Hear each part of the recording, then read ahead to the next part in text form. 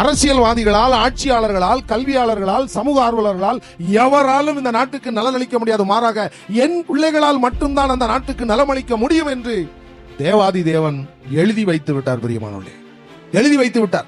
இந்தியாவில் நம்ம வாழ்றோம். இந்தியாவுடைய ரூல்ஸ் அண்ட் ரெகுலேஷன் நம்ம ஃபாலோ பண்ணணும். நம்ம கடவுளுடைய பிள்ளைகள், ஆட்சியாளர்களுக்கு நாம் கட்டுப்பட்டவர்கள். அதனால நம்ம ஓட்டு போடுறோம், அவ்வளவுதான். அதனால நம்ம ஓட்டு போடணும். மற்றபடி நம்ம ஓட்டு போடுறதுனால நல்லது நடக்கும் நீங்க என்ன செய்யுங்க, யாரும் மனசுல கொள்ளாதீங்க.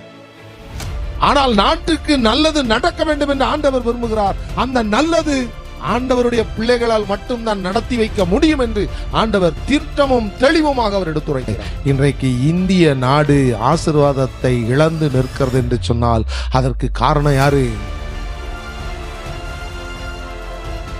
இந்த மனநிலை நமக்கு இருக்கா? என்னாலதான் நாடு நாசமா போகுது நாம ஒத்துக்குவோமா?